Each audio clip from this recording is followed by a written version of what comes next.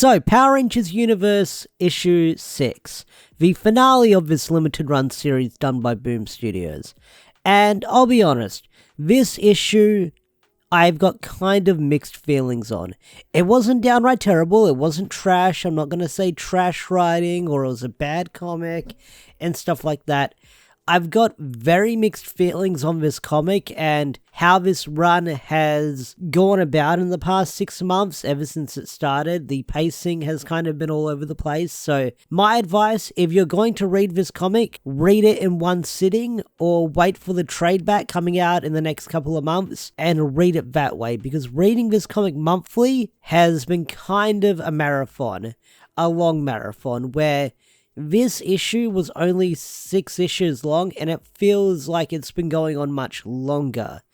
And I feel like this comic could have done better or explained things better if maybe it had a couple more issues, like maybe at least 10 issues or something to explain stuff. Because I feel like 6 issues wasn't enough because, yeah, like I said, this comic has had some problems, but I'm not going to be overly negative this entire review. I just want to say I had mixed feelings about this issue, but I'm going to talk about it in the review. So the issue picks up with the last one left off on, where the Morphonaut had been possessed by Dark Specter. I gotta say, Morphonaut possessed by Dark Specter looks really cool.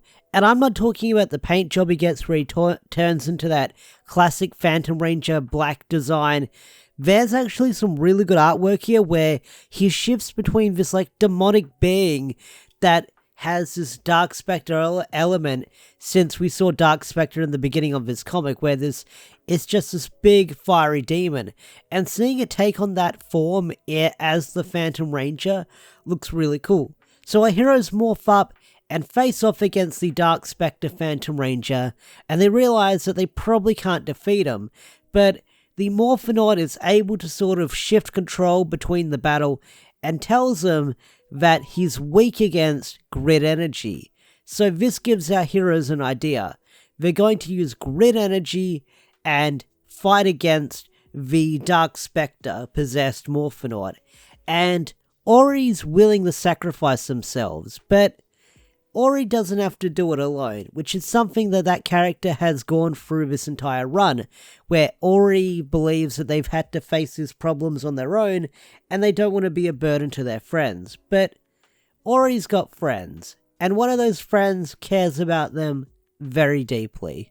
And one of those characters that cares about Ori deeply is Alayla. I can't pronounce her name half the time. Most of these characters I can barely pronounce half the time, but they have a deep bond going on, which I didn't really catch on to. I know they had that moment a couple of issues ago where they talked outside, but I didn't think anything of it. But they have this warm, wholesome moment where they kiss with the helmets on. They do the little helmet peck, which is kind of adorable. But the Rangers realize they need to break their morphers and release all this grid energy out into the world to defeat Dark Specter. So they break their morphers, which I'll talk about in a bit. So after they break their morphers, we have this really cool scene where they break their morphers and they say it's morphin' time, and we get this cool 2-page spread where they rip off their morphers and we see all these different Rangers across time appearing as they do this. And what's interesting is I believe these are all the Rangers, or most of them, that appeared on the covers. So that's really cool that all these Rangers that have appeared on the covers, the main covers, sort of actually mean something. So that's pretty freaking cool. So next up we get another interesting reveal where we have this light of grid morphin energy, all the different colors sort of radiating off this planet. And we get a caption that says, Planet 0017 A47 Galaxy, the planet we've been on the whole time during this comic.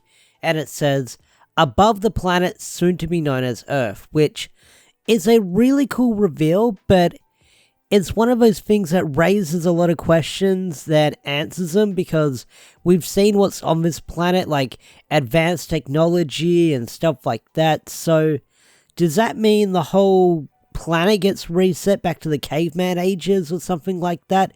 it's hard to explain. I mean, I know it's comics, don't think about it. It's a Power Rangers universe, don't think about it.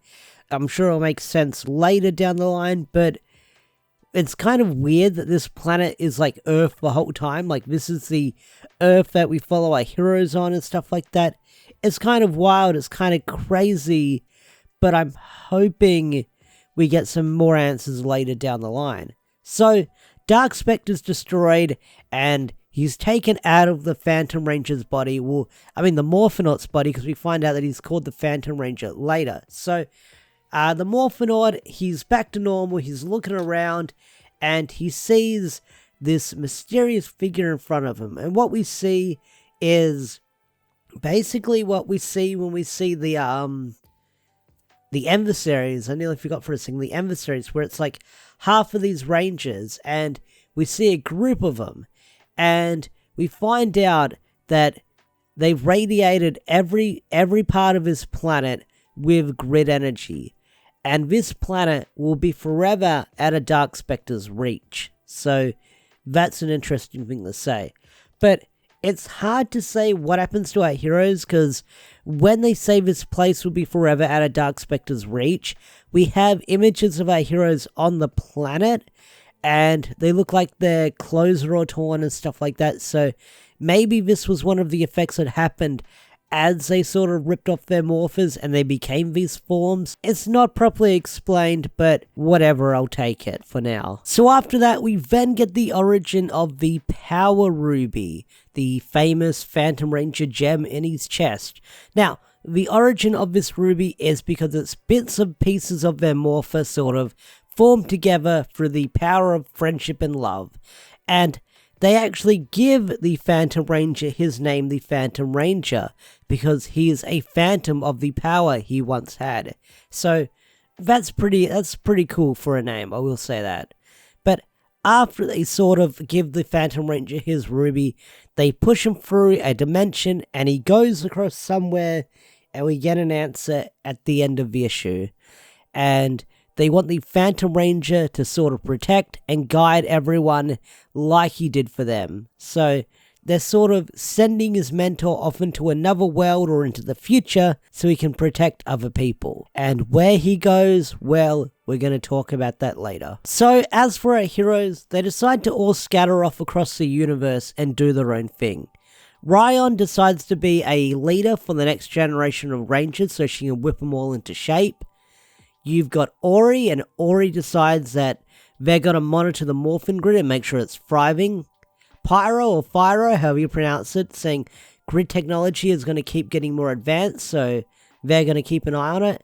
And the two brothers are going to stay vigilant and make sure Dark Specter is going to stay quiet, and they don't hear from him ever again.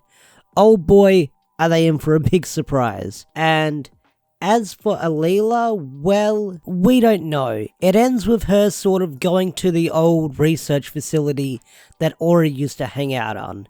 So we don't really know what they're going to be doing in the next couple of thousands or millions of years. So I feel like the fate of that character is kind of left up in the air as they're sort of exploring the universe. But I was going to talk about it earlier, because when Alila is making her speech, you get a big close-up of the morphers, the Die Ranger morphers, the Squadron Ranger morphers, whatever you want to call them, and it's hard to say if these morphers will ever be used again, because we never saw them in the Mighty Morphin TV show, because they skipped Die Ranger. They didn't use much of the footage, only the Zord footage, and they only used the White Ranger suit.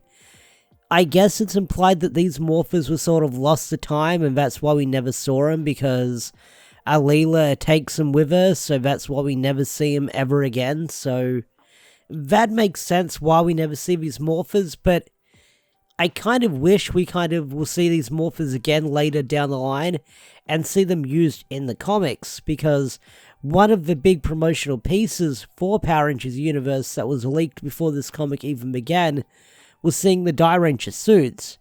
And although the Die Ranger suits played an important role in this comic, we barely got to see them that much. So maybe these morphers are still out there, and maybe they will be used again. But who knows if they're broken for good and they'll be found. But Who knows, who knows? That's a question for another day. But it's cool to see our heroes go our separate ways, and maybe we'll see them again. Who knows, who knows? These are sort of the Morphin Masters, so maybe we'll encounter them some other time. So the series kind of ends on a very interesting note where the final page, where it's the planet Eltar, eons later, and the Phantom Ranger arrives through the portal, and who is he in front of? None other than Zordon of Eltar, and Zordon says, I am Zordon of Eltar, I demand answers. And that's where the comic ends. There's also this big speech by Alila, but that's just this big emotional speech saying how someday we'll meet again. But it ends on a really interesting note where the Phantom Ranger's in front of Zordon, so we kind of understand where that friendship starts and begins. But will we see the legendary Squadron Rangers ever again in their Morphin Masters universe forms? Who knows? Hopefully we do, because these characters, I feel like they should have been explored more.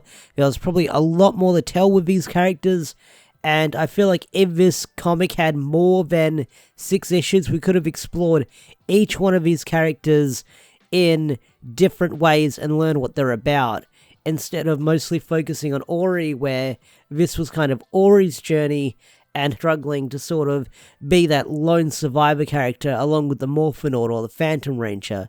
So hopefully we'll meet these characters sometime again. Will we? I doubt it. I could be wrong, but you never know. So yeah, that was Power Rangers Universe. Did I hate it? Not really. Do I have mixed feelings about this comic? Yes, but it wasn't terrible. I feel like it was trying to build up towards something, but it didn't know what it was trying to build up towards because of all the behind the scenes stuff that happened when this comic was coming out. No doubt about it, when this comic comes out in trade back form, I'm going to read it again, and hopefully my thoughts would have changed on it when I read it in trade back form. This comic isn't downright terrible or bad, it's just I recommend reading it in one big sitting. That way you can sort of ingest things probably much easier, and maybe your thoughts will be different compared to mine and stuff like that, but this comic isn't terrible, and I highly recommend checking it out if you want to see some Phantom Ranger lore or Die Ranger lore in the Power Ranger comics. So, with that said, I'm going to bring this video to a close. If you enjoyed this video, hit that thumbs up, subscribe to the channel if you're new, and I'll see you guys in the next video. Peace out, take care, bye.